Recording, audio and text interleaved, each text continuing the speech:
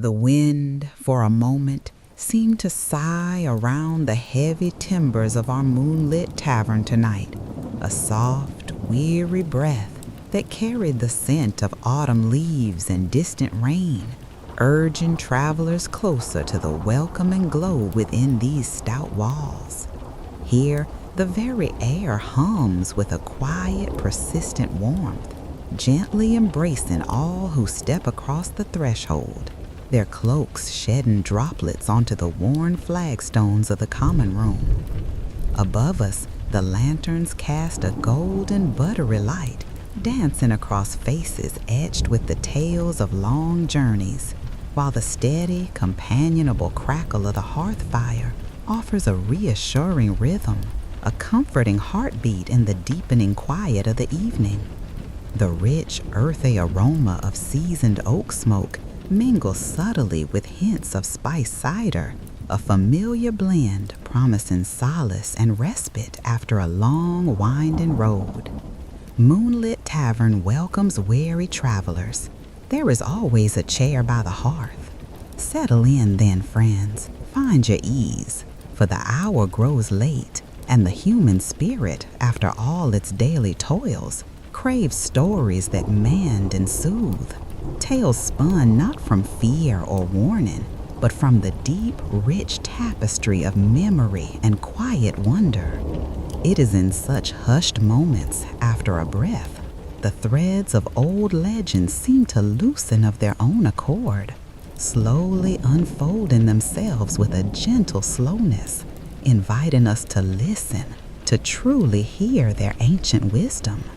Tonight, our thoughts drift far across the vast western sea, to sun-drenched lands and the whispered lore of West Africa, where, countless generations ago, among the skilled Akan people, a most extraordinary creature first entered the annals of oral tradition, a spinner of intricate, invisible things.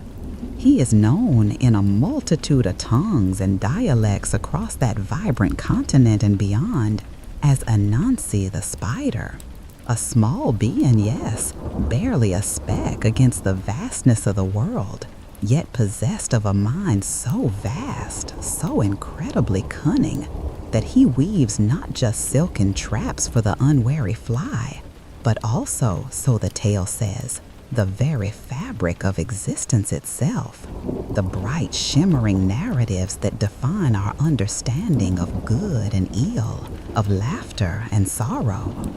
Through his countless, often absurd adventures, he teaches without preaching, he tricks with a twinkle, he delights with his sheer audacity, embodying the playful, unpredictable spirit of the trickster, a universal archetype in folklore, yet uniquely himself, a master of wit and unexpected turns. Ethnographers and folklorists, mapping the intricate journeys of such stories, note how Anansi's tales, carried by the winds of trade and the unforgiven tides of history, slowly traveled across the Atlantic, finding new homes and new eager voices among the vibrant, resilient cultures of the Caribbean, blossoming again like scattered seeds on fertile ground. These are not merely simple fables, you understand, but ancient lessons, carefully wrapped in layers of laughter and sometimes a touch of gentle mischief, profound truths hidden beneath the lightest touch of a spider's silken thread.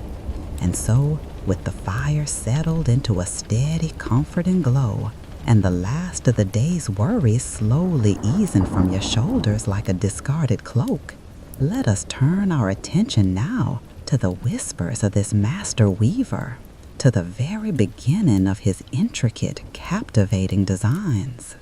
Indeed, our journey into the realm of Anansi truly begins not with a bold declaration, but with a quiet, audacious yearning, a profound desire that stirred within the heart of this small, unassuming spider long before any of us had ever drawn breath. You see, dear travelers, in those far-off primordial days, the very essence of story, The vibrant tapestry of all narratives, all wisdom, and all shared understanding resided solely with the sky god Nyame himself, held tightly within his celestial grasp. It is said that Nyame kept these precious tales locked away in a great shimmering chest high above the world, beyond the reach of mortals, beyond the keenest sight of any creature dwelling on the earth below. The people, after a breath, yearned for these stories, for they knew, deep in their bones, that narratives were not mere entertainment, but the very sustenance of the spirit, the guiding lights that helped them navigate the often perplexing pathways of life. They looked up at the vast indigo dome of the heavens, their hearts heavy with a quiet longing, knowing that the greatest treasures of all, the stories themselves, remained elusive, mere whispers on the distant wind. But Anansi, for all his diminutive stature, possessed an intellect that sparkled like dew on a fresh-spun web, a mind perpetually buzzing with schemes, and a boundless, often mischievous curiosity. He observed the longing in the eyes of the villagers, felt the quiet hunger for understanding, and a spark ignited within him, a bold, unprecedented ambition to bring these stories down from the heavens, to share them freely with all humanity. This was no ordinary quest, mind you, for Nyame was powerful, a deity of immense stature and formidable presence, not one to be easily swayed or, indeed, outwitted. The challenge, therefore, was truly immense, a task that would require not brute strength or loud pronouncements, but rather a subtle touch, a keen wit, and an almost unimaginable reservoir of patience and cleverness. Anansi understood this, of course. He knew that the path to Nyame's wisdom would be fraught with trials, demanding not only courage, but also a profound understanding of the world's intricate workings and the delicate balance of things. His plan began, as many great plans do, with a long, thoughtful silence, a period of quiet contemplation as he sat perched on a leaf, slowly, methodically, tracing the patterns of fate with his 8 slender legs, dreaming of the day when the stories would no longer be the exclusive domain of the gods, but a shared inheritance, a communal hearth around which all beings could gather. And so, with a deep, silent resolve, the small spider, Anansi, prepared to embark upon what would become his grandest and enduring adventure, a quiet quest to outsmart the sky god himself, to bring the very essence of all tales, the Natama, down to the waiting world, changing the landscape of consciousness forever, one delicate, cunning thread at a time, slowly weaving himself into the fabric of legend as he went. With his audacious plan now firmly set in his mind, Anansi knew that Nyame, the sky god, would not simply surrender the stories without a formidable challenge. Indeed, the first of the sky god's demands was truly daunting: to capture the ferocious Osebo, the leopard, a creature whose very roar could shake the forest floor, and whose speed was a blur of dappled sunlight and shadow. Osebo was a magnificent beast after all, a hunter of unparalleled skill, whose presence commanded respect and, quite frankly, a healthy measure of fear from all other animals in the dense ancient rainforest. For a small spider, a being of delicate threads and tiny limbs, to even contemplate such a feat seemed utterly preposterous, a fool's errand. Yet, Anansi was not one to be deterred by appearances, nor by the sheer physical might of his adversaries. He understood that true power often resided not in muscle, but in the nimble workings of the mind, in the quiet, patient crafting of a plan that no brute force could unravel. So, slowly, with an almost meditative focus, Anansi began his preparations, observing Osebo's habits from the safe vantage point of a high branch, studying the leopard's well-worn trails, his favorite resting spots, and the rhythm of his mighty solitary hunts. He noticed, with his keen, eight-eyed perception, a particular path Osebo often took, a narrow defile hidden beneath a canopy of emerald leaves. Here, Anansi decided, was where his cleverness would take root. He began to dig, not with a shovel, for he had none, but with his own diligent, persistent legs, excavating a deep, cleverly disguised pitfall along the leopard's familiar route. He covered the opening with a delicate latticework of sticks and leaves, making it appear as seamless and innocent as the untouched forest floor itself.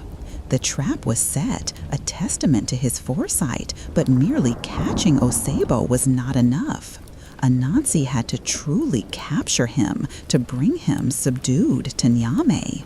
The waiting was perhaps the hardest part, a test of pure patience as the forest hummed with its myriad sounds and the sun slowly arced across the sky. Finally, one afternoon, the earth trembled faintly, a low growl echoed through the trees, and Osebo, unaware of the subtle alteration to his world, plunged into the deep pit, his powerful body landing with a frustrated snort and a tangle of limbs.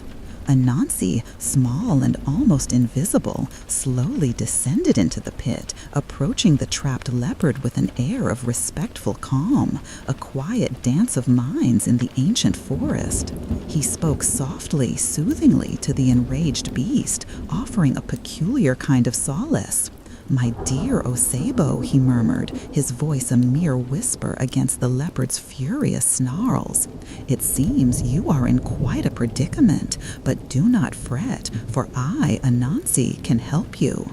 However, to lift you from this deep trouble, I will need to tie you with strong vines to guide you out.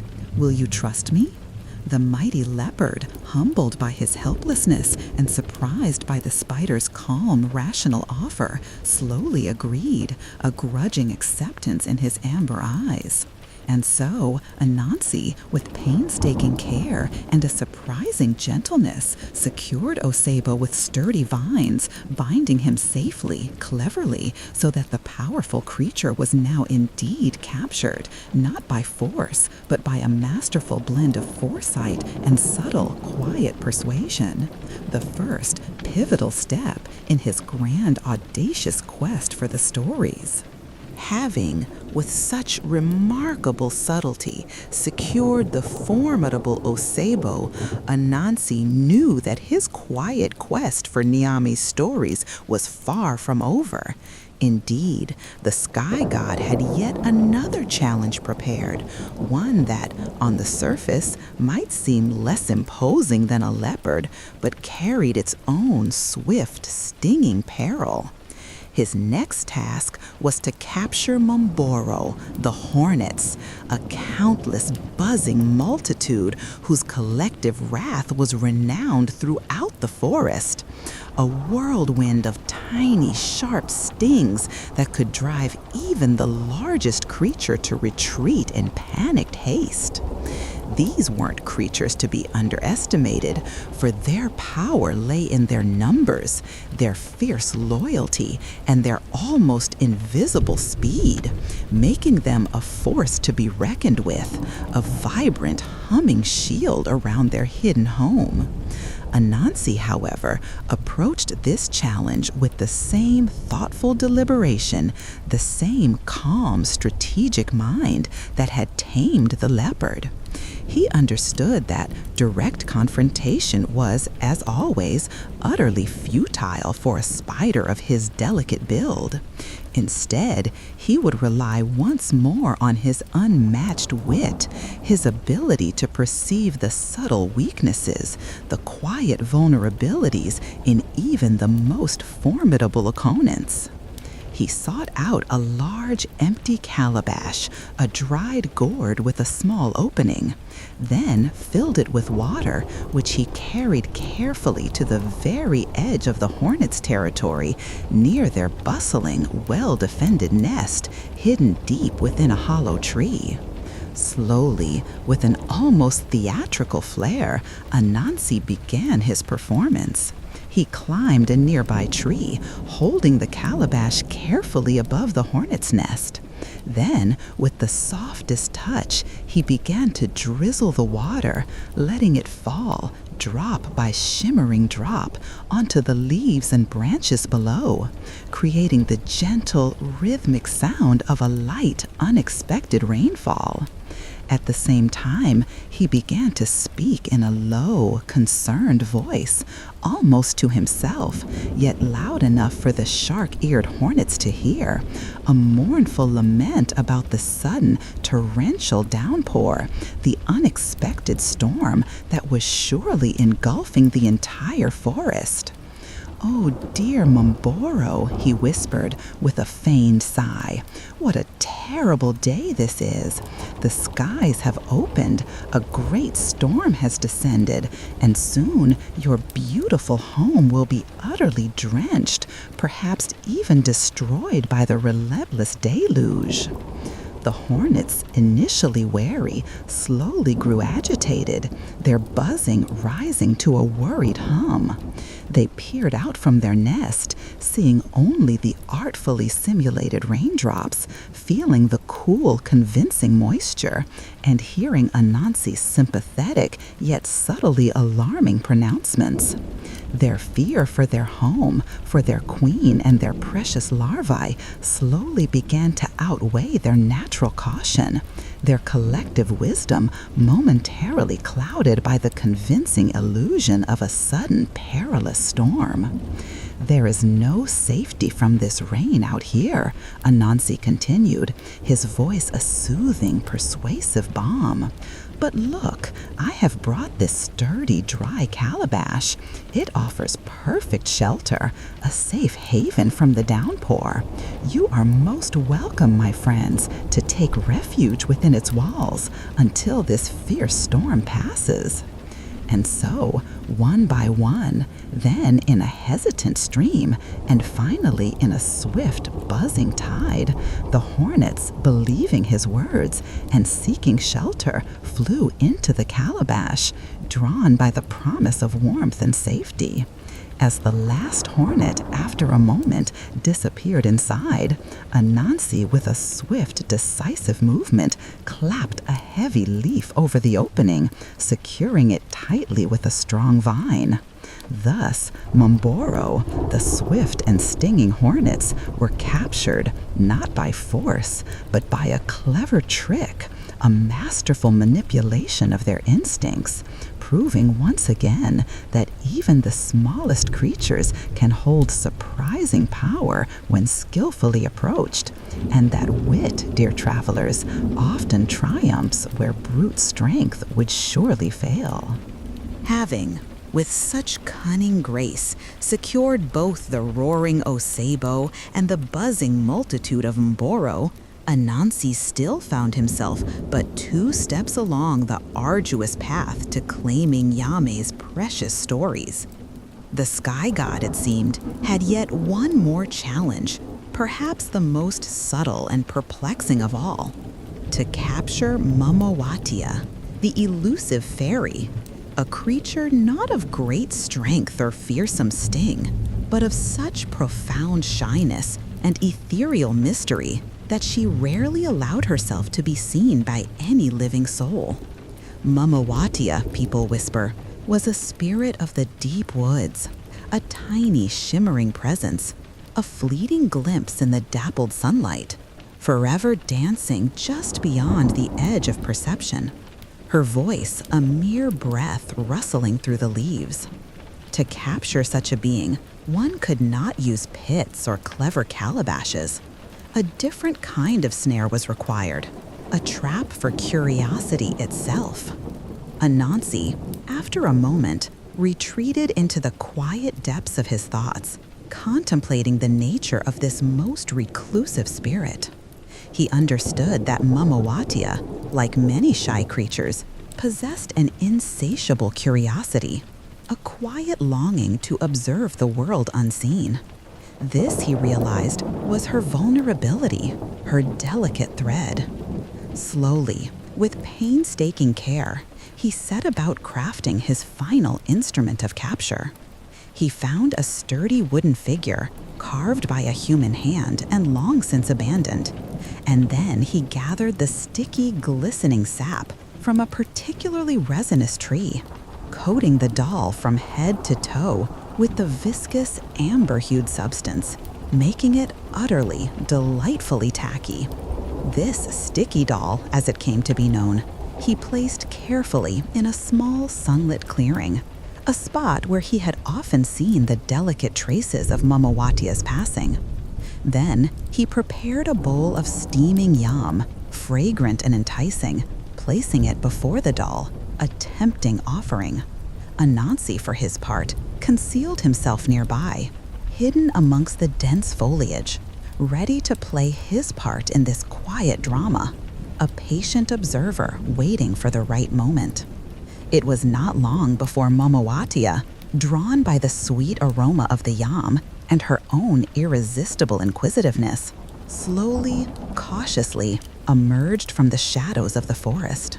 She approached the clearing with graceful, almost imperceptible steps, her eyes wide with wonder at the still, silent doll and the steaming food placed before it. Never before had she seen such an odd, motionless figure in her domain. With delicate politeness, Anansi emerged from his hiding place, bowing deeply before the doll, as if to a respected elder. "Good day to you, good friend," he said in a calm, gentle voice, addressing the silent figure with an exaggerated courtesy. "Might you care to share this delicious yam with me?" Of course, the sticky doll, being but wood and sap, remained utterly silent, offering no response. Anansi repeated his greeting, his voice laced with feigned offense at the perceived rudeness. Mamawatia, observing this strange ritual from her hidden vantage point, grew increasingly intrigued, her curiosity slowly overwhelming her natural timidity. She stepped forward, drawn by the peculiar interaction, and in a soft, musical voice, she spoke to the doll herself, questioning its silence, its apparent lack of manners.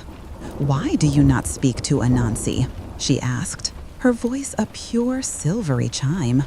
The doll, as expected, offered no reply. Feeling a surge of indignation at this continued silence, Mamawatia, in her frustration, struck the doll with her hand, a small, impatient gesture. Immediately, her hand became stuck fast to the sticky surface. "Let go of me," she cried, pulling with all her might. But the more she struggled, the more firmly she became entrapped. In her panic, she struck out with her other hand, then her foot, and then the other, until all her limbs were irrevocably bound to the sticky doll, her elusive freedom suddenly lost. Anansi, slowly emerging from his concealment, approached the now thoroughly ensnared fairy with a quiet, triumphant smile. Thus, Mamawatia, the elusive spirit of the fairest, was captured, not by force or trickery of the harsh kind, but by her own gentle curiosity, skillfully played upon by Anansi's patient observation and quiet, unexpected charm. The three creatures, Osebo, Mboro, and Mamawatia, were now secured, each one through intellect rather than might, and the stage was set for Anansi to finally, after so much careful plotting, present his proof to the sky god, bringing him closer to the priceless gift of stories. With Osebo the leopard securely bound by vines, Mboro the hornet safely contained within the calabash, and Mwatia the fairy firmly attached to the sticky doll, Anansi, after a moment, felt a profound sense of quiet triumph flutter through his small, determined heart. The arduous, intricate challenges set by the mighty sky god Nyame had been met, each one overcome not by strength, but by a masterful display of intellect and an almost unimaginable patience, a testament to the idea that true power often resides in the sharpest mind, not the largest muscle. Carefully, meticulously, Anansi began his long, slow journey back up to the celestial abode of Nyame, a most unusual procession indeed. He carried the bound leopard with remarkable ingenuity, perhaps rolling it or subtly guiding it with his threads, while the calabash with its buzzing occupants and the doll with its fairy passenger were transported with equal cunning, a sight that would surely have amused any silent observer in the ancient forest. Imagine, if you will, dear travelers, the scene as Anansi, this tiny, seemingly insignificant spider, finally arrived before the awe-inspiring presence of the sky god. Nyame, immense and venerable, sat upon his throne of clouds, looking down, perhaps with a touch of divine skepticism, upon the small creature who dared to claim such an impossible feat. The very air around Nyame thrummed with ancient power, a silent challenge that had deterred all others for generations. But then Anansi, with a quiet confidence that belied his size, slowly, deliberately presented his captives. First, the formidable Osebo, brought low by a pit and gentle words. Then the swarming Mboro, outwitted by a feigned storm and a clever board. And finally, the elusive Mwatia, ensnared by curiosity and a sticky, silent doll. Nyame, observing the tangible proof of Anansi's extraordinary accomplishments, slowly, very slowly, leaned forward on his cloud throne, his gaze shifting from the subdued creatures to the small, unyielding spider.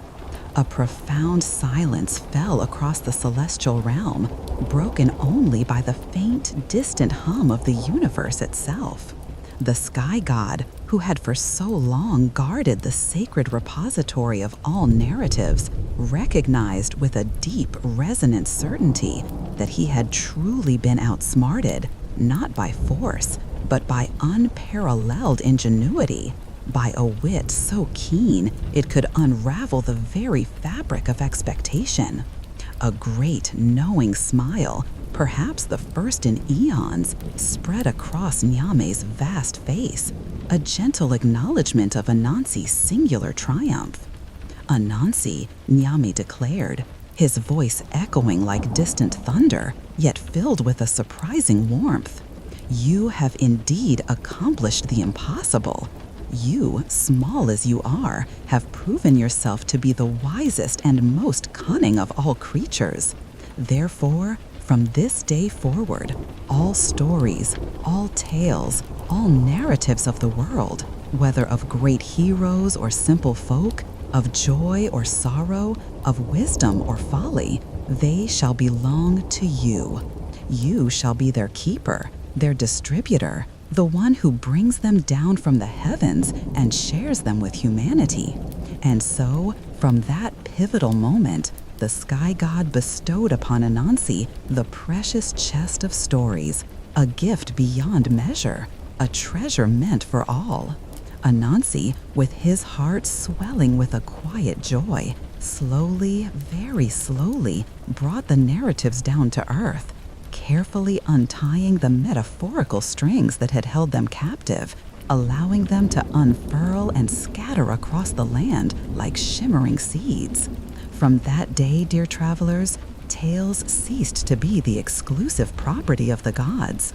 They became a shared inheritance, a gentle gift to the world, forever linked to the clever, indomitable spirit of Anansi the Spider, who ensures that the stories always find their way, weaving through generations, enriching every life they touch, a ceaseless, wondrous flow of shared human experience. With the precious gift of stories now safely bestowed upon humanity, Anansi, the clever spider, did not for a moment cease his intricate weaving, though his threads now often spun tales of a more earthly and certainly more mischievous nature. Our trickster, you see, was often driven by a most human of appetites, hunger. And so, one day, as the sun climbed high, painting the world in hues of gold and green, Anansi's stomach rumbled with an undeniable emptiness, a quiet, insistent demand for a truly generous feast. He observed his neighbors, the industrious folk of the village, busily preparing for a grand communal gathering, their homes alive with the tantalizing aromas of roasting yams, simmering stews, and freshly pounded fufu. The air itself seemed to thicken with the promise of abundance, a symphony of culinary delights. Anansi, ever the master of gentle persuasion, approached them with a broad, disarming smile, his 8 eyes twinkling with a particular brand of amiable cunning. "My dear friends," he began, his voice smooth as silk, "what a glorious day for a feast! Your preparations are truly magnificent, a tribute to your generosity. I, too, of course, would be most honored to contribute to such a splendid occasion, to share in the bounty and the joyous camaraderie." The neighbors, knowing Anansi's reputation for cleverness, but perhaps not yet fully aware of his capacity for subtle self-interest, were pleased by his offer. "Excellent, Anansi," they declared, their voices warm with welcome. "The more the merrier. Please bring your contribution when you are ready and join us for the grand meal." Anansi, after a breath, thanked them profusely, bowing with exaggerated grace, and then, with a subtle shift in his demeanor, he quietly retreated, his mind already spinning new, unseen threads of deception. His contribution, it would seem, was not to be a dish of his own making, but rather a clever trick designed to maximize his own consumption while minimizing any genuine effort. He returned to his home, a tiny dwelling woven among the leaves, and there he began a most peculiar ritual. He found a piece of sturdy string, long and surprisingly strong, which he then tied securely around his slender waist, allowing the end of the string to trail out behind him, stretching all the way back to his humble abode. His plan was simple, yet brilliantly effective. When the time for the feast arrived, Anansi, rather than making a grand entrance in his usual form, arrived at his neighbor's gathering in a tiny, almost imperceptible guise, perhaps shrinking himself or subtly cloaking his presence so he seemed no more than a stray insect, a forgotten shadow. He slipped unnoticed into the bustling heart of the celebration, a truly unassuming guest. And there, amidst the joyous chatter and the overflowing platters, he began to eat. Oh, how he ate! He sampled every dish, devoured every morsel, his tiny form allowing him to move swiftly, subtly, from one delectable offering to the next, his stomach expanding with each quiet, unnoticed bite.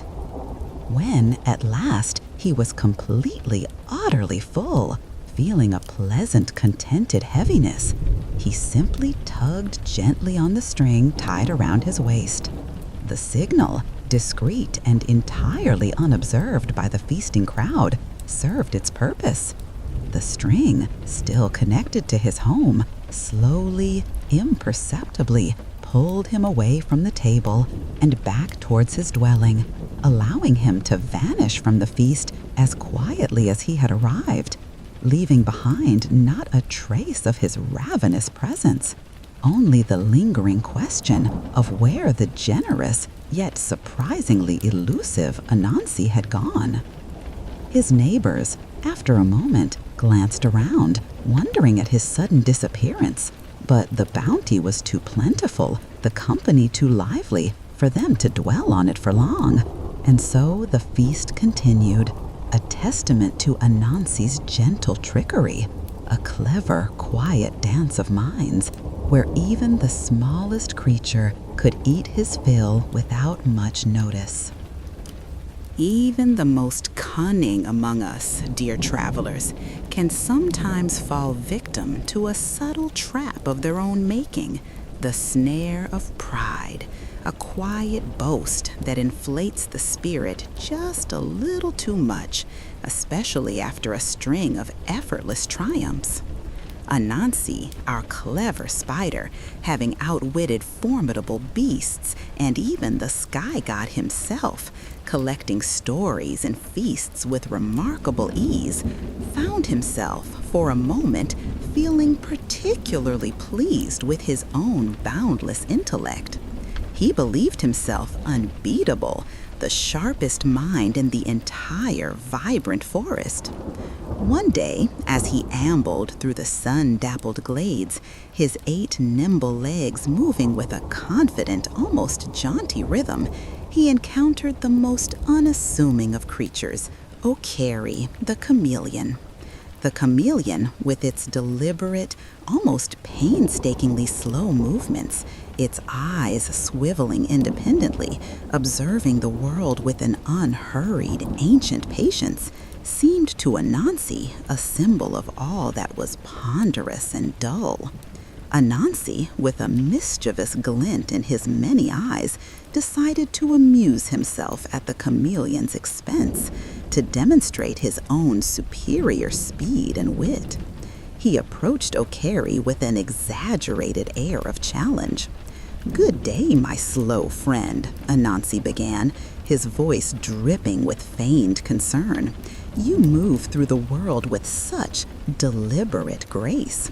Tell me, do you not ever wish for a swifter pace, to experience the thrill of true speed? I wager that even with all your efforts, I could race you from here to that mighty baobab tree and arrive long before you have taken but a few steps." The chameleon, after a breath, simply blinked its ancient eyes, its head tilting almost imperceptibly, its skin slowly shifting hues to match the surrounding leaves, a picture of quiet, unperturbed wisdom. "Indeed, Anansi," Okari replied, its voice a soft, rustling murmur. "You are known for your swiftness, a veritable blur in the forest.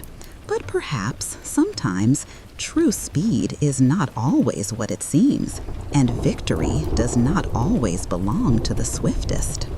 Anansi, certain of his impending triumph, and seeing this as a golden opportunity for a little gentle mockery, scoffed inwardly, dismissing the chameleon's cryptic words as mere slowness of thought. "Then let us prove it, my friend," Anansi declared, striking a dramatic pose. "A race, then, to the baobab. On the count of 3 we shall begin." The chameleon, with its characteristic calm, simply nodded, its demeanor unchanged, its gaze steady and knowing. As Anansi began his enthusiastic count, loud and clear, the chameleon, with a subtle, almost imperceptible movement that only the forest floor truly witnessed, slowly extended one tiny suction-cupped foot and quietly attached itself to the tip of Anansi's tail, blending seamlessly with the spider's dark form, becoming one with his very shadow. "1, 2, 3, shouted Anansi, and with that he shot forward, a blur of legs and purpose, sprinting towards the distant baobab tree with all his considerable speed, convinced that the race was already won, leaving the slow chameleon far behind in his wake. He ran and ran, not once looking back, a smug smile spreading across his face, imagining the chameleon still painstakingly inching its way forward. Finally, Anansi arrived at the colossal baobab, panting slightly, his 8 legs momentarily weary, but his spirit soaring with anticipated victory. "I have won," he crowed, turning triumphantly to survey the empty path behind him. "I told you, O'Carey, that you were no match for my speed." But then, dear travelers, a most astonishing thing happened. Just as Anansi finished his boast, the chameleon, with a quiet, almost imperceptible detachment, simply uncoupled itself from Anansi's tail and slowly, calmly walked into view, emerging from behind the startled spider's very own form. "No, Anansi," O'Carey's soft voice murmured, its eyes holding a profound, gentle wisdom. "I believe I have been here with you all along." Anansi stood utterly dumbfounded, his triumphant smile slowly melting into an expression of utter bewilderment. Then, after a long, quiet moment, a deep, humbling realization. He had been so consumed by his own vanity, his own perceived superiority, that he had overlooked the simplest, most patient of strategies. He had learned, not through confrontation, but through a quiet, almost invisible trick, a subtle lesson in humility. That true wisdom sometimes moves slowly, and that even the smallest, most unassuming creatures can, with quiet cleverness, outwit the proudest of minds, leaving a lasting impression that settles in the heart long after the race is run. Even after his humbling encounter with the wise O'Carey, the chameleon, our ever-resourceful spider, still found new avenues for his cleverness, often pursuing not just wisdom or notoriety, but the simple, undeniable pleasures of a well-fed belly. Indeed, the tales speak of a truly wondrous object he once acquired, a magical pot whose promise of endless, delicious food was a temptation almost too great for any creature, especially one as perpetually hungry as Anansi, to resist. This was no ordinary clay vessel, mind you, but a pot imbued with a quiet, ancient magic. One needed only to speak a secret command, and it would instantly, miraculously fill with the most delectable dishes, steaming yams, rich stews, sweet fruits, and fragrant porridges, all prepared to perfection as if by an invisible, tireless chef. Imagine, if you will, the sheer delight, the boundless satisfaction such a treasure would bring to a household, to a family, always ensuring that no one ever knew the pangs of hunger again. Anansi, after a breath, discovered this pot in a most unexpected way, deep within the tangled heart of the forest, perhaps as a reward for some forgotten good deed, or more likely, as the fortuitous outcome of another one of his cunning schemes. He knew instinctively that such a magnificent gift, a source of endless bounty, held a secret that must be carefully guarded, for its magic was powerful, and its allure, for others, would be irresistible. His challenge, therefore, was not in acquiring the pot, but in keeping its extraordinary secret, in navigating the delicate dance between enjoying his good fortune and preventing others from discovering its miraculous capabilities, a quiet tension between sharing and holding on. He brought the pot home with the utmost discretion, concealing it carefully away from prying eyes, from the curious glances of his family and neighbors.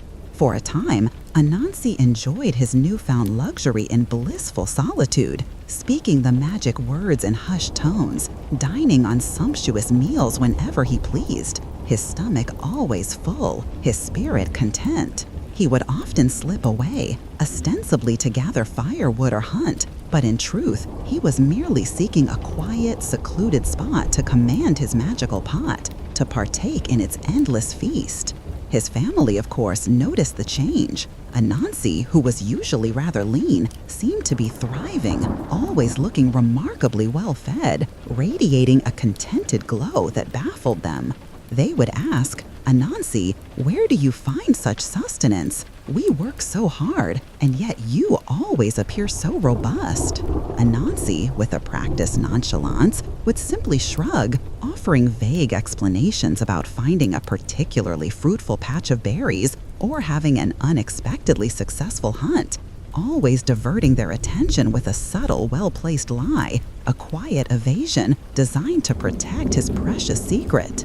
However, as is often the case with such wondrous things, secrets, like whispers on the wind, rarely remain truly hidden forever.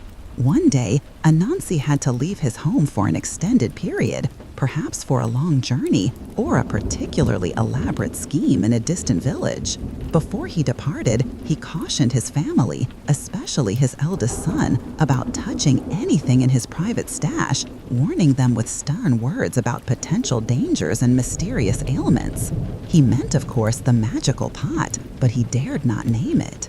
His son, a curious and observant boy, promised to obey, but the mysterious aura surrounding Anansi's private space, coupled with his father's sudden plumpness, only served to heighten his interest. He began to suspect that something truly extraordinary was hidden there, a secret that held the key to Anansi's quiet abundance. This was the quiet dance, you see, the subtle test of loyalty and trust. For even the most brilliant trickster, in his quest for personal gain, must sometimes grapple with the inherent desire to share, or the subtle danger of letting a good fortune become too obvious. The magical pot, in its silent promise, held not only endless food, but also the seeds of a new lesson for Anansi, one about the delicate balance between keeping a secret and the often unforeseen consequences of such guarded prosperity, a lesson that would slowly, inevitably unfold with time. It is a curious thing about our Anansi, dear travelers, that even his moments of apparent generosity often held a subtle, hidden lesson, a quiet test of character woven into the very fabric of his kindness. There was a time, the old tellings say, when Anansi decided to share his good fortune, preparing a magnificent soup for his friends, a gesture that seemed, on its surface, to be one of pure, unadulterated hospitality. He invited them to his home, his voice warm with welcome, promising a meal so delicious it would linger in their memories for seasons to come. And he was not, in truth, exaggerating. The soup was a masterpiece. Its aroma, a rich, complex blend of savory herbs, tender meats, and slow-cooked vegetables, filled the air, a fragrant promise that made everyone's stomach rumble in happy anticipation. His friends, perhaps the patient turtle and the wise old rabbit, gathered around the steaming pot, their eyes wide with appreciation, their hearts warmed by Anansi's unexpected benevolence. But there was a small, almost imperceptible problem. The soup was hot. Not merely warm, you understand, but impossibly, searingly hot. The steam rising from its surface in a shimmering, forbidding cloud. Anansi, with an air of solemn ceremony, served his guests first, filling their bowls to the brim with the fragrant molten liquid. As they raised their spoons, however, they found they could not take even the smallest sip without scalding their tongues. "Patience, my dear friends," Anansi said, his voice smooth and reassuring, a gentle smile playing on his lips. Such a fine soup must be approached with the proper respect and the proper customs. He then explained, with a perfectly straight face, an ancient and very important tradition, one he had, of course, invented just moments before. To truly honor a soup of this quality, he declared, one must have impeccably clean hands, and the only water pure enough for such a ritual is in the clear, cool stream at the very edge of the forest. You must go and wash your hands there before you can partake. His friends, being polite and respectful of tradition, nodded in understanding. Though the journey was long and their hunger was great, they dutifully set off, making their way slowly to the distant stream, their minds filled with thoughts of the delicious meal awaiting their return. Anansi, for his part, remained behind, a patient host waiting for his guests to complete their ritual. But as they were away, he, of course, had his own method for dealing with the heat. Perhaps he blew on his own bowl with a special cooling breath. Or maybe he used a cleverly designed long-handled spoon. Or perhaps, in this telling, the rule simply did not apply to the host. Whatever his secret, he began to eat, savoring each delicious spoonful, the rich flavors a reward for his own cleverness. Slowly, methodically, he consumed the entire pot of soup, right down to the very last drop. When his friends finally returned, their hands immaculate and their appetites sharper than ever, they found Anansi sitting by a clean, completely empty pot, a look of profound satisfaction on his face. He offered no apology, only a quiet, knowing look, a silent, subtle lesson in the virtues of patience, the folly of blind trust, and the undeniable truth that with Anansi, even the most generous act often came with a quiet, hidden taste of deception. There was, another time, a grand drum, its hide stretched, taut, and shining, standing proudly within the village square, usually reserved for the strongest hands and most celebrated occasions. Its voice, deep and resonant, could carry across the forest floor, a heartbeat for the Akan people, whose lives indeed were often woven with the intricate rhythms of such instruments. A rich tradition, truly, of sound and story. Anansi, small though he was, often found himself drawn to this magnificent drum, his tiny form dwarfed by its imposing presence, yet his spirit yearning to feel its thunderous vibrations beneath his own touch.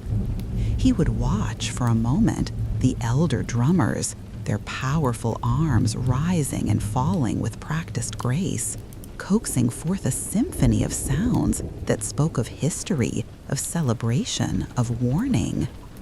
A deep longing settled within him then, a quiet desire to create such a powerful echo, to command such a voice, despite his own delicate size. He knew, of course, that his own strength would not suffice, that his spindly legs and slender arms could never truly strike the drum with the necessary force to make it sing. So, he thought, as was his way, not of force, but of finesse, not of strength, but of ingenuity, allowing his mind to wander, weaving possibilities like a spider weaves its morning web. He observed the drum's construction, the way the tension held its voice, the path the sound took as it resonated through the air. Slowly, a plan began to form, intricate and clever, a testament to his unique way of seeing the world. He gathered the finest, most resilient strands of his own silk, almost invisible in the dappled sunlight, and fashioned them into a complex system of threads, delicate yet surprisingly strong. After a breath, he stealthily secured one end of a long, strong silken line to the heavy drumstick, the very one the elders used, now lying quietly beside the drum. He then climbed to the highest point of the village's tallest tree, a gnarled old oak whose branches offered a perfect vantage and a strong anchor. From there, he carefully strung the other end of his silken line, looping it through various branches, creating a series of pulleys and levers, all meticulously arranged with the precision of a master craftsman. He attached another shorter thread to his own leg, connecting it to this elaborate system. When all was set, poised and ready, he tugged gently with his tiny limb. The silk, taut and responsive, carried the subtle movement down to the drumstick, causing it to rise slightly, then fall, not with a mighty crash, but with a firm, deliberate strike. A deep, resounding note vibrated through the air, startling the very birds from their nests, a sound that echoed across the quiet village square, magnificent and unexpected. He played again, then again, a rhythmic pattern emerging from his tiny, unseen efforts, a powerful melody born from his small stature and his immense cleverness. The villagers, hearing the drum's grand voice, rushed out, bewildered, looking for the drummer, only to find the drum seemingly playing itself, its deep voice filling the air with a magical, unseen music. Anansi, hidden high above, watched them with a quiet satisfaction, a small smile playing upon his many lips, knowing that his ingenuity had, once again, allowed him to create a resounding echo, a quiet reminder that even the smallest being could possess the greatest voice. And so, beneath the moon's soft gaze, as the flickering lamplight danced across the weathered wooden tables of the Moonlit Tavern, a quiet settled over our gathering, a gentle hush that invited contemplation. The clink of cups being refilled, the low murmur of content sighs, all seemed to deepen the atmosphere, drawing us closer to the embers glowing in the hearth, to the heart of these enduring tales. For a moment we pause, reflecting on the intricate threads Anansi has spun, the cleverness he has displayed, the quiet lessons woven into each escapade. It is a journey, truly, that deepens as we move beyond the initial wonder of his tricks, slowly towards a shared understanding of his enduring spirit. His stories, you see, are not merely entertainments, but vital pathways, traveling like seeds on the wind, taking root in distant lands, echoing through generations. They are, as ethnographers and scholars have recorded, a cornerstone, a very foundation of both West African and Caribbean oral traditions, carrying wisdom and laughter from one voice to the next, bridging continents and centuries with their timeless appeal. Anansi, in his many forms and guises, remains a symbol of resilience, of ingenuity, a reminder that wit can often overcome brute strength, that the smallest creature can possess the grandest spirit. His tales remind us, too, of the subtle interplay between cunning and consequence, between ambition and unexpected outcomes, offering a mirror to our own human foibles and triumphs. So let the quiet settle, let the fire's warmth embrace you as we prepare to journey further into the heart of his world, into the very soul of these ancient whispers. We are, after all, simply resting, gathering our thoughts and spirits for what the next turn of the path might reveal. Leave a note in the ledger and drop by when the lanterns glow again. These moments shared around the hearth are precious, a connection forged in the telling and the hearing, a thread linking us to the countless voices who have passed these very stories down through the mists of time. Each rendition breathing new life into the old, allowing Anansi's spirit to dance once more in our imaginations, lively and free, forever spinning his intricate web across the tapestry of our collective memory, always reminding us of the power of a well-told story. As the seasons turned and generations passed, a profound shift began to unfold. A quiet, yet utterly momentous journey for the tales of Anansi, a voyage across the vast, rolling waters of the world.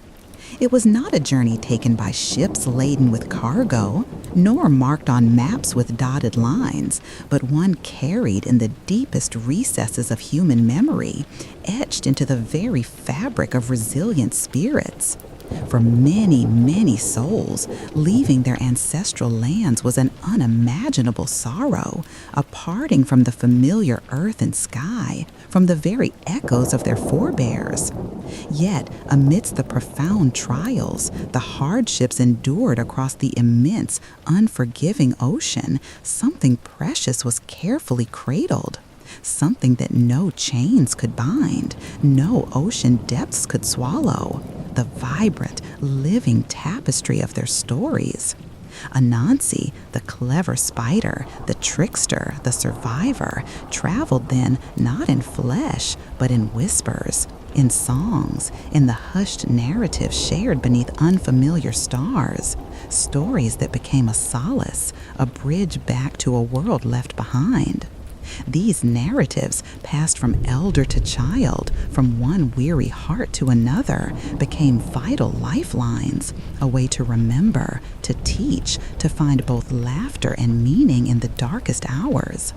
The rhythm of the waves, unending and ceaseless, became a new backdrop to his escapades, a constant hum accompanying the retelling of his triumphs over those much stronger, much larger than himself. He became, in a sense, a companion, a familiar presence in unfamiliar places, a whisper of home carried on the salty sea breeze. The tales, once rooted firmly in the rich soil of West Africa, began to unfurl their silken threads across new horizons, slowly, carefully, carried by those who, against all odds, held fast to their heritage. It was an arduous passage, an epic of survival, where the intangible treasures of folklore proved to be more resilient than any material possession, more enduring than any sorrow. His stories then became seeds, scattered by circumstance, but destined to bloom in fertile new grounds, in the sun-drenched islands of the Caribbean and beyond, taking on new flavors, new nuances, yet always retaining that spark of original ingenuity. This quiet, steadfast preservation of oral tradition, maintained through countless nights and days, speaks volumes of the human spirit's capacity to hold on to identity, to culture, even when everything else seems lost. These whispers, these memories, transformed into vibrant narratives, allowed Anansi to truly journey across the rolling waters, his spirit indomitable, his tales a testament to resilience itself, living on, finding new homes and new listeners, reminding everyone who heard them of the enduring power of wit and the unbreakable strength of the human heart, even in the face of profound change. Leave a note in the ledger and drop by when the lanterns glow again. His legacy thus became deeply woven into the very fabric of new societies, a constant, beloved presence. Upon the tumultuous arrival on new shores, far from the ancestral lands, particularly the sun-drenched, vibrant islands scattered across the vast Caribbean Sea, the stories of Anansi found unexpected new soil in which to flourish, to take root deeply. These tales, carried not in chests or on scrolls, but carefully cradled within the hearts and whispered memories of countless souls, slowly, profoundly began their transformation, adapting to the gentle rhythm of unfamiliar waves and the rustle of exotic foliage. Anansi, the cunning spider, journeyed then in the minds of those who had endured so much, his spirit a tenacious flicker of hope and quiet resistance, a familiar echo in a world turned upside down. His name, on these new tongues, sometimes shifted a little, softened or reshaped by the passage of time. Perhaps Brer Anansi in one corner, or a similar trickster figure with his distinct essence, yet always unmistakably embodying that core spirit of cleverness and gentle defiance.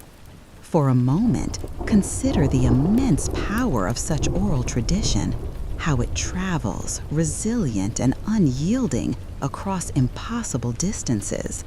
In the warm, salt-laced air of the Caribbean, beneath the swaying palms and the watchful eyes of the tropical moon, his adventures became woven into the very fabric of new communities, offering not just laughter, but profound lessons.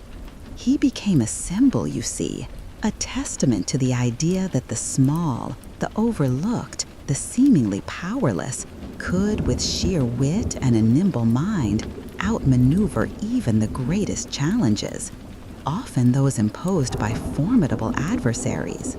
His escapades, full of mischief and quick thinking, resonated deeply, becoming stories of survival and a subtle form of resistance, a way to reclaim agency and find joy amidst hardship.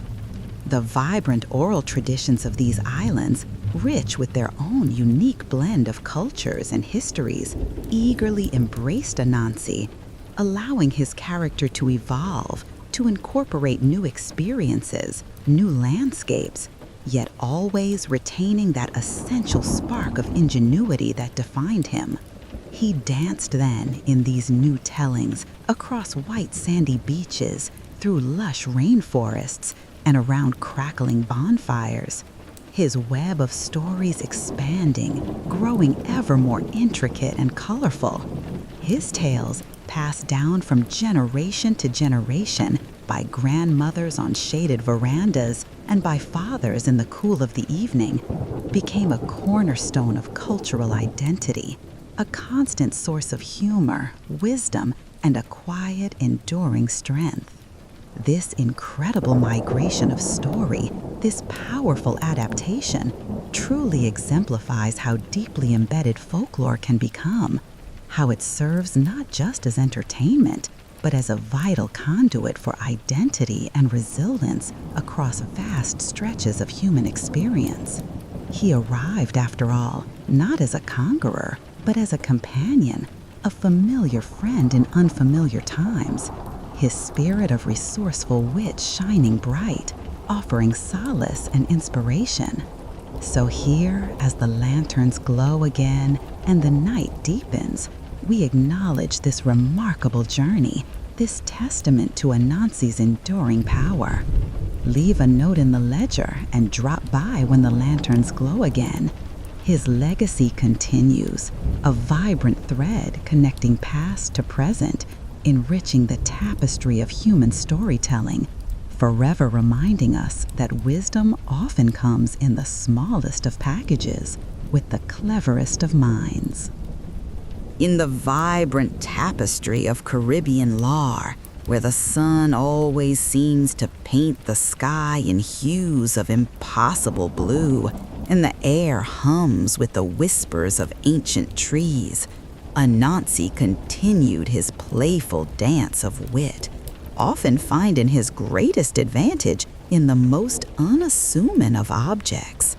There was, for instance, the tale of the walking stick, a simple length of wood, seemingly harmless, yet in Anansi's clever hands, it became an instrument of grand deception, a testament to his quiet observations triumphing over brute force. He would often encounter animals much larger, much stronger than himself.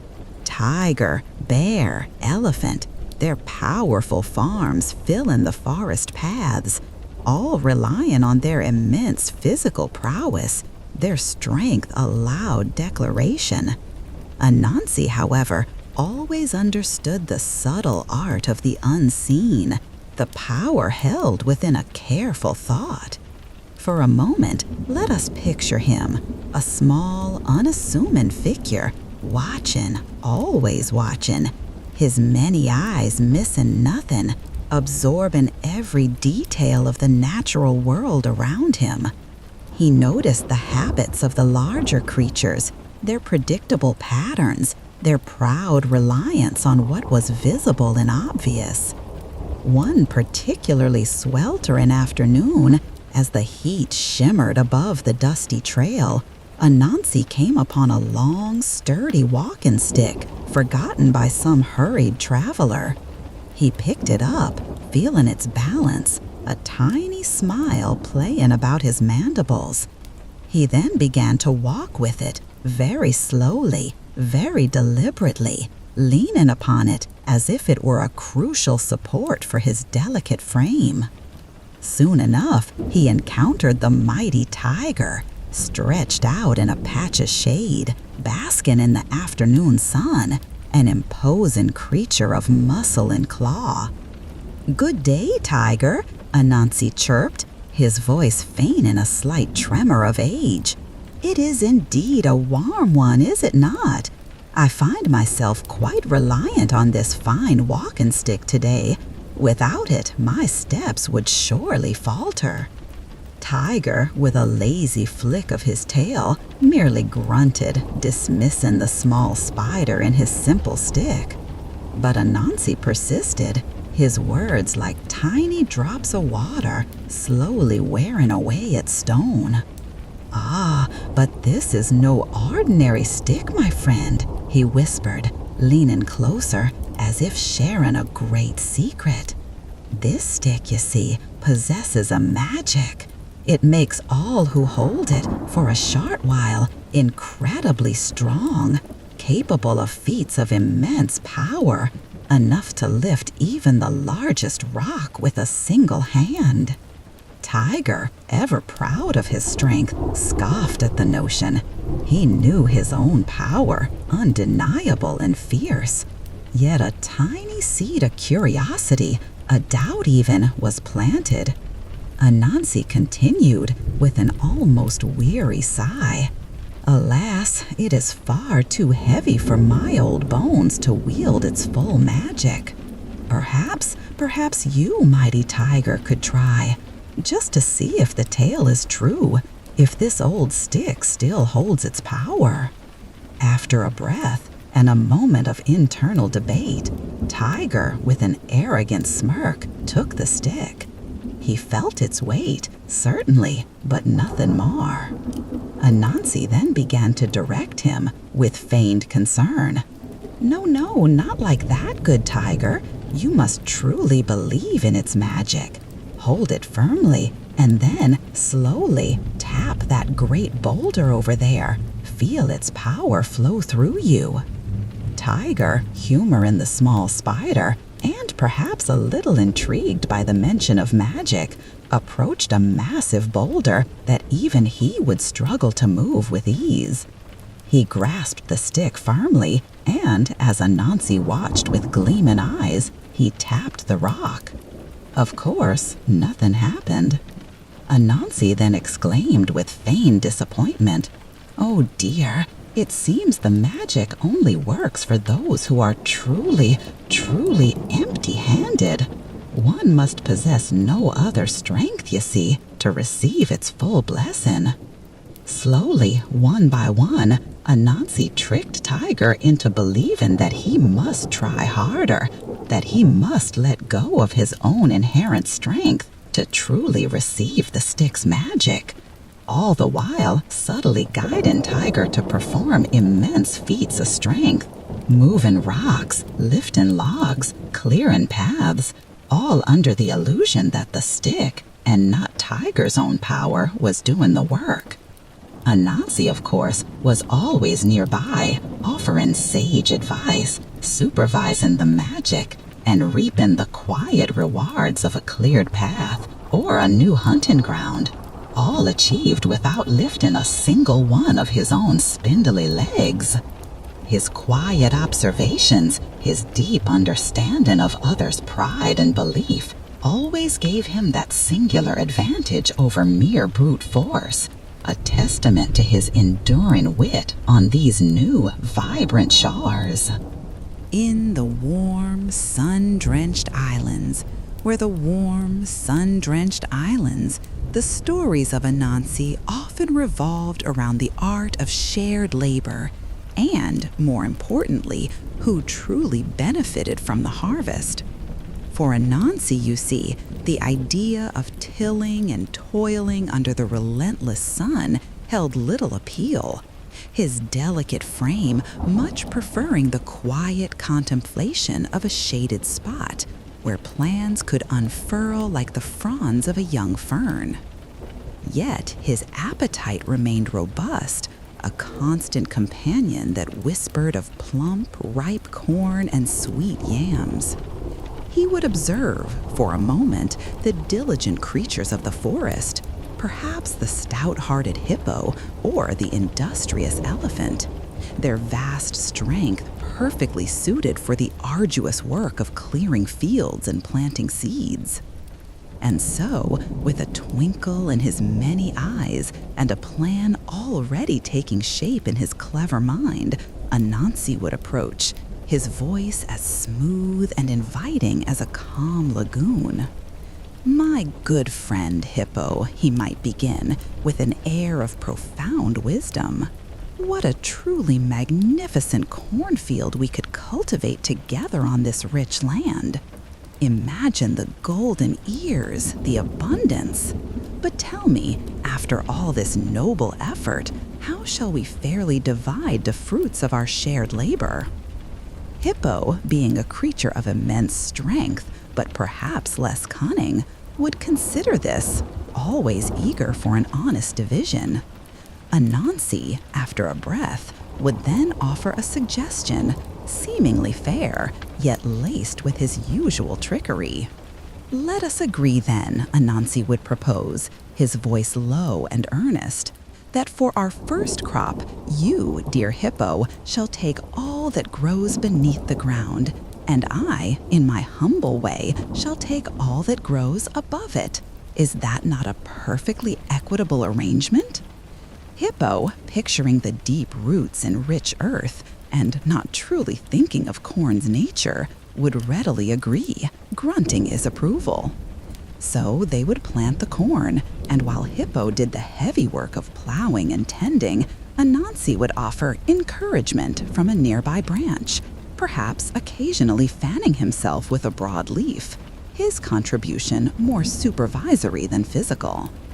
When harvest time arrived, golden cornstalks stood tall, their ears heavy and sweet above the soil. Hippo, diligently digging, found only roots and dry stubble, nothing to eat. Anansi, however, gathered the lush corn above ground, a generous golden bounty, enough for many feasts. Hippo, though perhaps a little bewildered, could not fault the agreement. He had chosen the bottoms. Anansi, always the gracious victor, would then propose a new deal for the next crop, perhaps for yams or cassava, tubers that grow bountifully beneath the soil. "For this next planting, my friend," Anansi would suggest with a knowing glint, "let us reverse our agreement. You shall take all that grows above the ground, and I, humbly, will take all that grows beneath it." Hippo, remembering his disappointment with the corn, would eagerly agree to take the tops this time, surely expecting to outwit Anansi. But when harvest time arrived, Hippo again found only leaves and stalks above ground, while Anansi, with a quiet satisfaction, unearthed the plump, sweet yams from below. These gentle schemes, woven into the very fabric of island lore, ensured that Anansi, through his unparalleled wit, always received a fair, or perhaps a slightly more than fair, share of the harvest, a quiet reminder of his enduring ingenuity that thrived on these new, vibrant shores. Among the many creatures inhabiting the vibrant, sun-drenched islands whose tales Anansi found himself entangled with, none was quite so imposing nor quite so reliably outwitted as Brother Tiger. A magnificent beast, truly, with a roar that could rattle the very palms and a strength that could fell a small tree with a single swipe. Tiger's pride in his power was as vast as the jungle itself. Yet, for all his formidable might, his grand physicality, Tiger often possessed a mind that, while perhaps not slow, certainly lacked the intricate quicksilver cunning that Anansi deployed with such effortless grace. This quiet rivalry, a persistent dance between brawn and brain, forms a recurring, beloved thread in the Caribbean Anansi stories, always highlighting the triumph of intellect over raw, unthinking strength, a cherished theme for those who understood the value of nimble wit. One warm, golden afternoon, as the air hung heavy with the scent of tropical blossoms, Anansi found himself contemplating a grand feast being prepared by the village for a celebration. Mountains of ripe plantains, fragrant rice, and succulent roasted meats. His tiny stomach, however, was no match for the colossal appetites of creatures like Brother Tiger, who could devour enough for 10, leaving little for a humble spider. A flicker of mischievous light danced in Anansi's many eyes as he approached Tiger, who was already boasting of his prodigious eating capacity. "Ah, Brother Tiger," Anansi chirped, his voice smooth as honey. "I hear tell of this magnificent feast, and I too consider myself a contender of no small appetite, despite my modest size. Perhaps, good friend, we should have a friendly competition to see who can truly consume the most?" Tiger, amused by the small spider's audacity, let out a booming laugh that shook the very leaves from the trees. "You, little Anansi," he rumbled, "challenge me? You would surely burst before the first course was finished." Anansi, however, merely smiled, a knowing glint in his eye. But you underestimate the resilience of my spirit, Brother Tiger. I have a secret, you see, a special charm that allows me to eat to my heart's content without a single strain." He then produced a long, slender piece of vine, which he had subtly prepared, a seemingly innocent belt. "This, my friend, is my magic eating belt," he declared, strapping it loosely around his tiny waist, making sure it could be easily adjusted. Tiger, intrigued and a little scoffing, agreed to the contest. The feast began, a glorious spread, and both Anansi and Tiger began to eat with gusto. Tiger, relying purely on his immense stomach, devoured plate after plate, his cheeks bulging, his eyes growing heavy with food. Anansi, meanwhile, appeared to be eating just as much, perhaps even more, but with each mouthful, he would subtly loosen his magic belt, allowing the food to pass directly through a cleverly disguised slit in his side, into a hidden pouch, or perhaps simply onto the ground beneath him, out of Tiger's line of sight. He would pause occasionally to wipe his mandibles, sighing contentedly. "Oh, this magic belt makes everything taste so delightful and never a discomfort." Tiger, watching Anansi's seemingly endless capacity, felt a growing discomfort of his own. His stomach groaned, his sides ached, but his pride urged him on. He continued to eat, forcing down more and more, until at last, with a mighty uncomfortable groan, he declared himself utterly defeated, unable to consume another morsel. Anansi, still appearing spry and hungry, merely chuckled, a soft, triumphant sound. "Ah, Brother Tiger," he said, slowly as he adjusted his now very loose magic belt. "It seems my little charm proved victorious. Perhaps, my friend, it is not always strength that wins the day, but a touch of quiet ingenuity." And so Anansi finished the feast, enjoying the remainder of the bounty at his leisure. A quiet reminder to Brother Tiger and to all who heard the tale that even the largest, most powerful creature could be outsmarted by a clever mind and a well-placed trick, proving once more that wit, not brute force, truly holds the greatest power in the rich tapestry of life in the islands. In the heart of the village, beneath the watchful gaze of the elders and the bright, relentless sun, there arose, as it often does in communities reliant on the land, a pressing need for water, a deep and refreshing source to quench the thirst of many.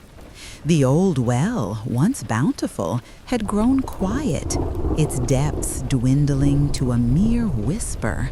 And the streams, too, felt the slow, creeping hand of a prolonged dry season. Despair, a heavy cloak, began to settle over the people, their shoulders stooping with worry, their voices low with concern for their crops, their families, their very way of life. Anansi, ever the observer, noticed this growing anxiety, his many eyes taking in the parched earth, the wilting leaves, the somber faces. He knew that brute force alone would not bring forth the water, nor would simple wishing. His mind, however, always gravitated towards the quiet, indirect path, the clever twist that could, with a bit of communal effort and his own subtle guidance, ensure the vital availability of that precious, life-giving liquid. He thought, for a moment, not of digging himself, for such labor was hardly his forte, but of inspiring others, of turning their collective strength towards a common goal, all while making it seem like their own brilliant idea. Slowly he began to weave his web of words, not with grand declarations, but with gentle murmurs and leading questions, letting ideas settle like morning dew. "Ah, my friends," he might sigh to a group gathered in the shade, "what a predicament this dry spell presents, truly. If only there were a way to coax the very earth to yield its hidden bounty, perhaps a new well, deeper than any before, where the waters flow eternally." The villagers, already contemplating such an endeavor, would nod, but the enormity of the task weighed heavily upon them, their picks and shovels seeming insufficient against the unyielding ground. Anansi, after a breath, would then introduce his trick, a classic piece of misdirection. "But tell me," he would continue, lowering his voice conspiratorially, "who among us possesses the strength, the sheer will to make such a deep, deep hole? And more importantly, who could prevent others from taking its treasure once it is found? We must be clever, indeed, to protect such a vital source." He then suggested a subtle competition, not of strength, but of quietness. "Let us all agree," Anansi proposed, his voice almost a whisper, "that whoever is the quietest while they dig, truly the most silent, will be the one who owns the water. For the earth, you see, only reveals its secrets to those who approach it with the utmost respect and silence." The villagers, eager for water and perhaps a little intrigued by Anansi's unusual proposition, agreed. They began to dig, each person striving to be the quietest, to exert their strength in utter silence, hoping to claim the well for themselves. Anansi, of course, did not dig. He merely watched, and after a while, he began to call out, in a seemingly innocent voice, to different animals. "Oh, Brother Tiger, are you there? I hear a faint scratching. Is that you, perhaps, not being as quiet as you promised? Or, Sister Elephant, was that a sigh I heard? Remember, silence is key. Each time he spoke, the digging animals, fearful of being caught making noise, would pause, listen, and then resume their digging with renewed quiet intensity, working harder and deeper than they might have otherwise. Anansi's subtle, indirect questions spurred them on, creating a communal effort under the guise of individual competition. And so the well grew deeper and deeper still, until at last, with a joyful gasp, one of the diggers struck water, a cool, clear gush from the heart of the earth. The well was a marvel, bountiful and refreshing, and the community rejoiced. Anansi, witnessing their triumph from a shaded branch, merely smiled, a quiet satisfaction spreading across his tiny face. His solutions, indeed, were always resourceful, ensuring the greater good, a touch of cleverness, a bit of subtle guidance, and the willing, if unwitting, communal effort of all, always reminding them that ingenuity could solve even the deepest of needs.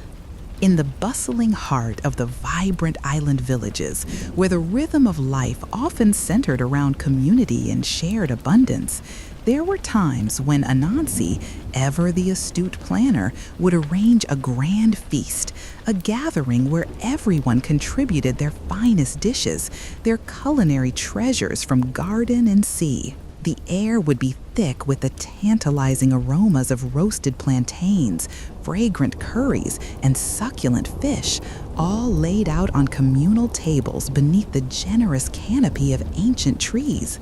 For a moment, the joy of shared labor and forthcoming pleasure filled the air, a delightful hum of anticipation. Anansi, though, always had a particular fondness for a special treat, something above and beyond the general bounty, a little extra delight reserved just for himself, achieved not through overt greed, but through his signature brand of clever arranging. He would watch, his many eyes observing every detail, how the villagers, in their honest eagerness, would place their most delicious offerings, how they would chat and laugh, their minds already on the communal enjoyment. A subtle plan would begin to unfurl within his intricate mind, a delicate web of social custom and polite expectation designed to secure his quiet advantage. He would, after a breath, approach the most mouth-watering dish, perhaps a steaming pot of rich stew, bubbling gently, and, with an air of profound thoughtfulness, declare, "My dear friends, what a truly magnificent spread this is! But alas, before we partake, we must observe the strictest of courtesies, for good manners dictate that one must have perfectly clean hands before touching such a divine bounty, lest we offend the spirits of hospitality." The villagers, being good-natured and respectful of tradition, would readily agree, nodding their heads in earnest. "Indeed, Anansi," they would murmur, "you speak wisely." Anansi would then, with a flourish, suggest, "And to ensure this, let us make a rule, a binding agreement, that anyone who leaves the feast circle to wash their hands, or for any reason, must be punished upon their return. Perhaps a gentle whipping, just to remind them of the importance of staying put once the eating begins. A playful lesson in patience, eh?" The larger, stronger animals, thinking this a humorous game and confident in their ability to sit still, would laugh and readily agree to this punishment, seeing no harm in it. Anansi, however, had already spied a particular delicacy, perhaps a small, perfectly ripe mango pudding kept slightly apart, that he knew he simply must sample before the general rush.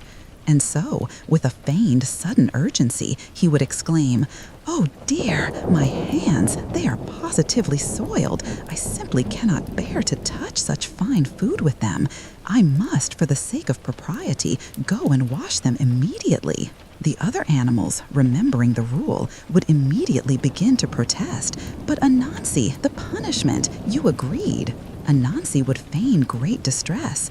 Oh, botheration, but what is a spider to do? Cleanliness, you see, is next to godliness.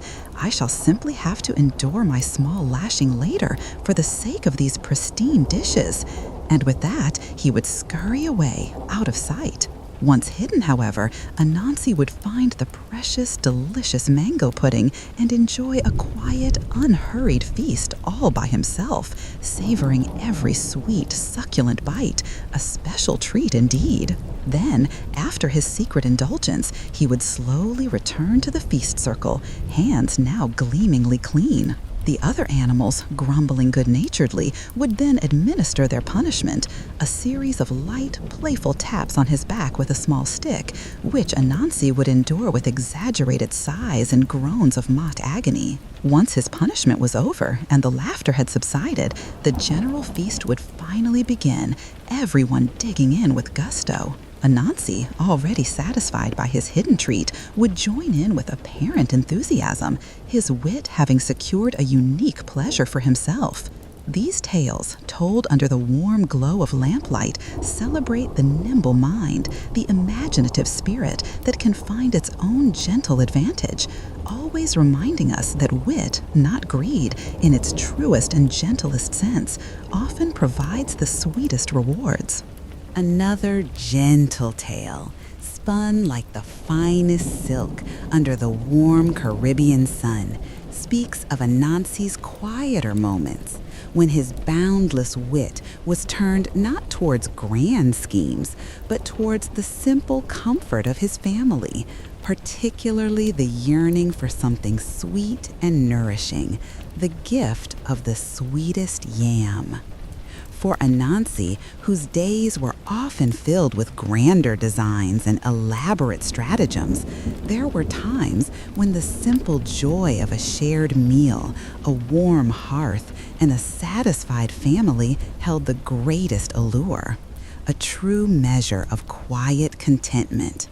He observed for a moment the bustling marketplace, the vibrant colors and lively chatter, but his eyes, sharp and discerning, sought out a particular stall where the plumpest, most promising yams lay piled high, their earthy scent promising a delicious sweetness.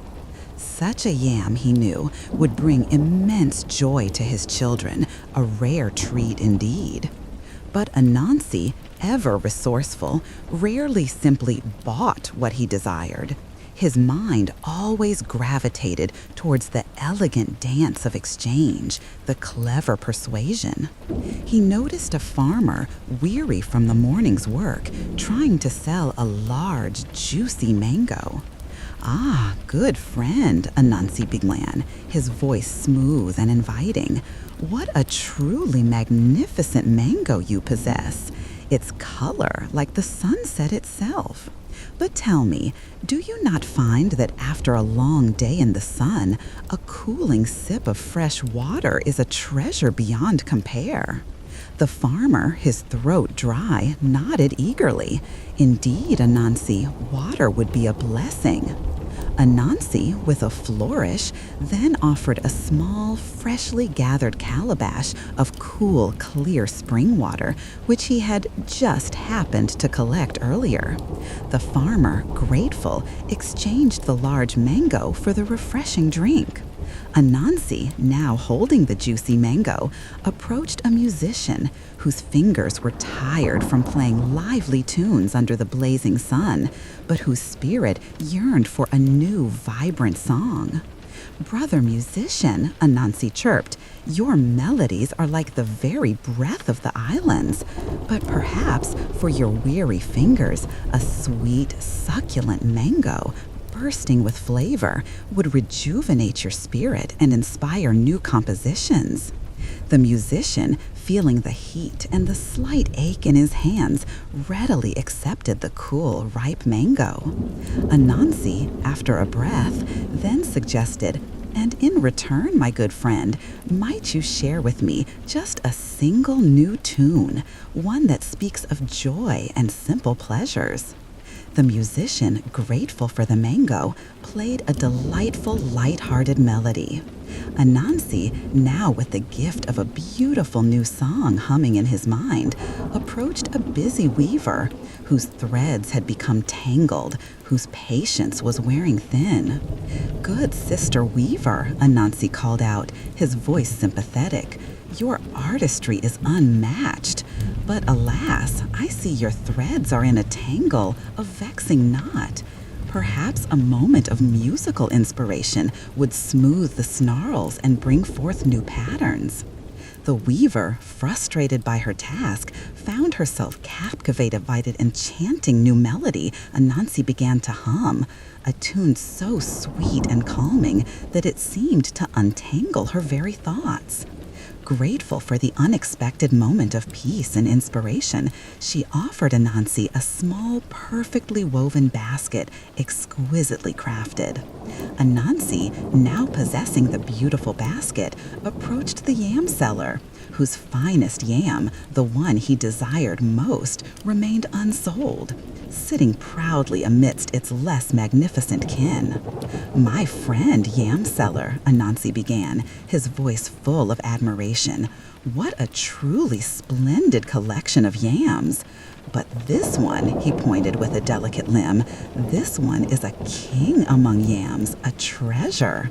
And for such a king, one needs a truly royal vessel, a basket worthy of its glory."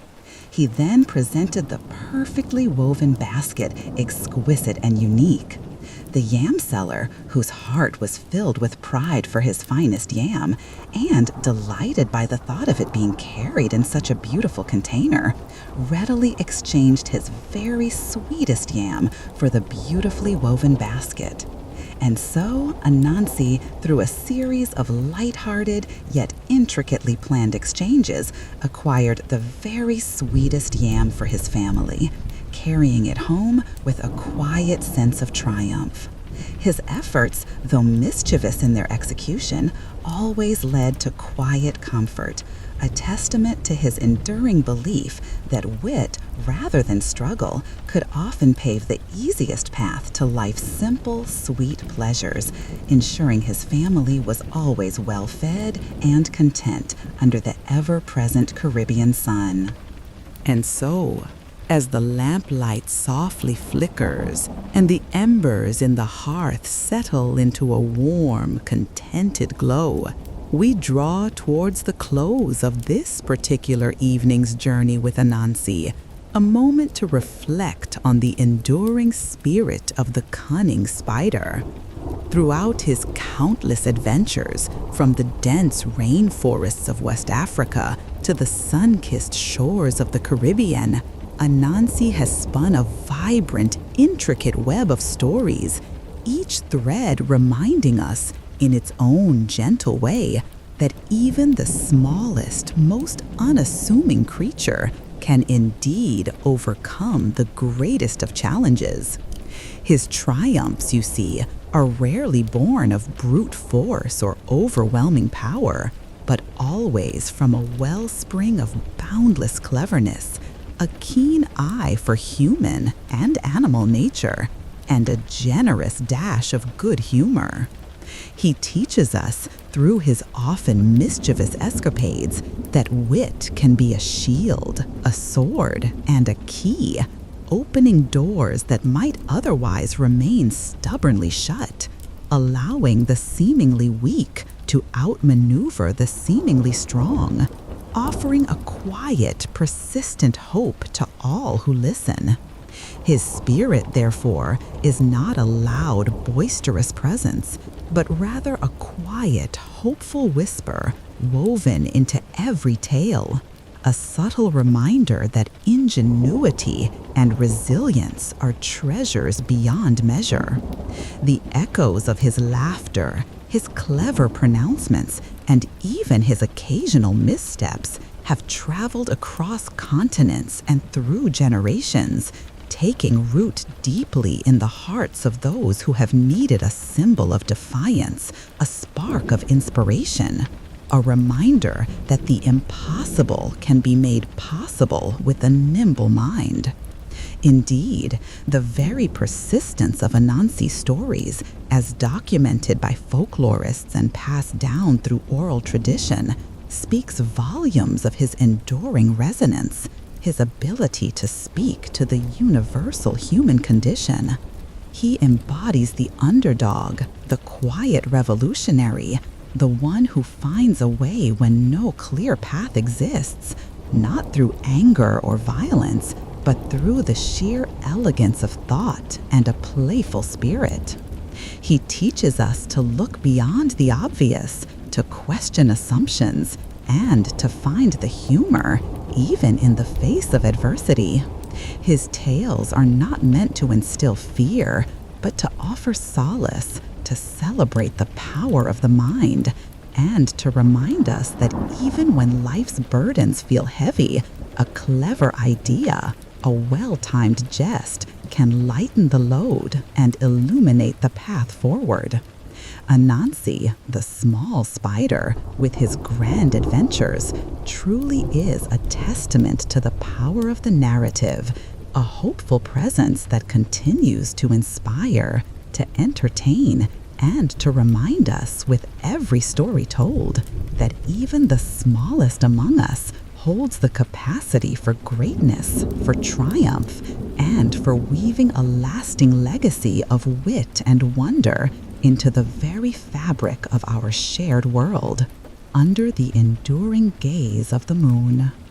And so, as the very last embers in our tavern hearth begin to whisper their quiet farewell, settling into a comforting, sleepy glow, we find ourselves reflecting upon the profound yet gentle wisdom woven into the very fabric of Anansi's tales.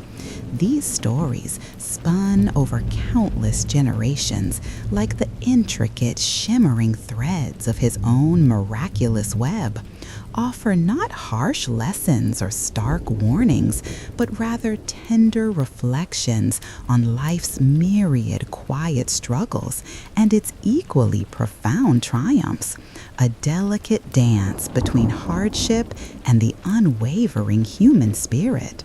For a moment, let us truly appreciate how Anansi, small though he is, manages to embody such immense resilience. His wit a constant sparkling counterpoint to the grand, often intimidating forces of the world around him.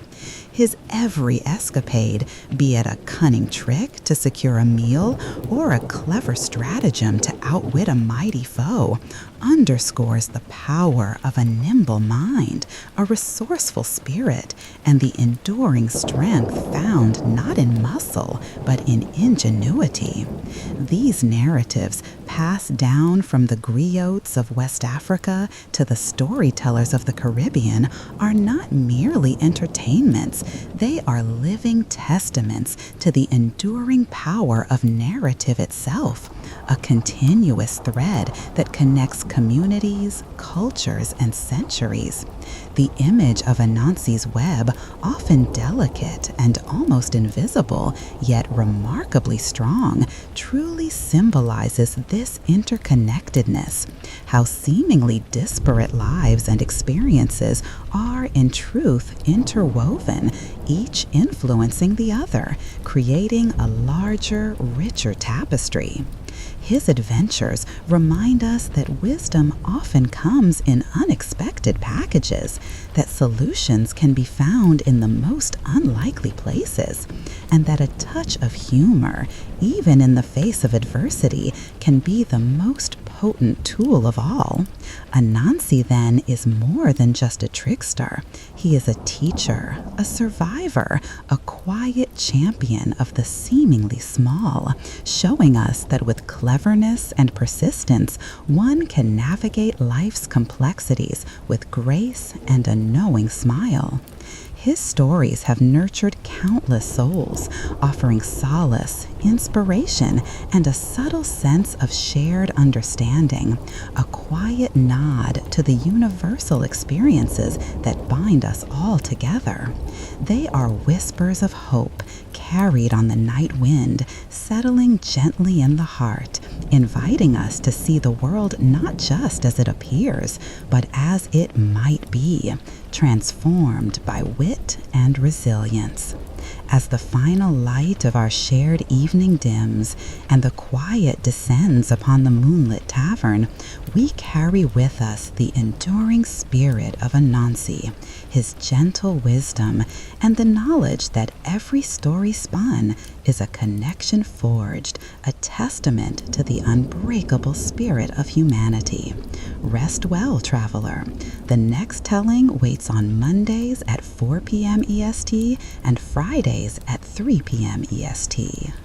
And so, as the very last embers in our tavern hearth begin to whisper their quiet farewell, settling into a comforting, sleepy glow, we find ourselves for a moment enveloped in the lingering warmth of stories told, of journeys shared.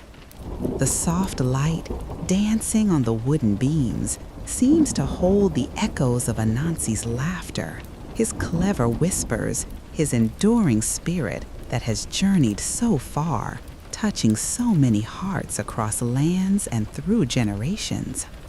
It is a profound gratitude that fills this room now, a silent thank you for your presence, for your listening ears, for the shared moments of quiet wonder that these ancient tales have brought forth.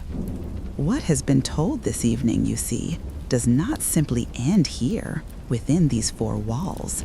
It carries on, vibrant and alive, on the very breath of story, mingling with the night air, journeying with you as you step back onto your own paths, into the gentle embrace of the night. There are no harsh lessons to be taken from Anansi, no dire warnings to trouble your dreams, only the soft reflections of life's intricate dance, the triumph of wit, the resilience of the smallest creature, and the quiet joy of finding light in unexpected places. His legacy truly lives on, not in monuments of stone, but in the memory of a smile, a knowing nod, a shared chuckle around a flickering fire, forever reminding us that even the simplest tale holds the power to connect, to comfort, to inspire. The Moonlit Tavern, in its quiet way, is a guardian of these whispers, a place where the old stories find new voices, where the threads of time are rewoven, stronger and brighter with each telling. We have walked with Anansi through sun-drenched forests and across vast, rolling oceans. We have seen his quick mind at work, his playful heart in action, and understood more deeply the enduring appeal of a hero who triumphs not by might, but by the sheer, sparkling force of his intellect. So, take with you the warmth of this hearth, the comfort of these stories, and the quiet assurance that the spirit of Anansi, the trickster, the teacher, the beloved companion, will continue to dance in the shadows, waiting for the next telling, always reminding us that a clever mind is the greatest treasure of all, a light that never truly fades. As the tavern door slowly swings open to reveal the peaceful night, may your own paths be lit by gentle stars, your steps be sure, and your hearts be full. Rest well, traveler. The next telling waits on Mondays at 4 p.m. EST and Fridays at 3 p.m. EST.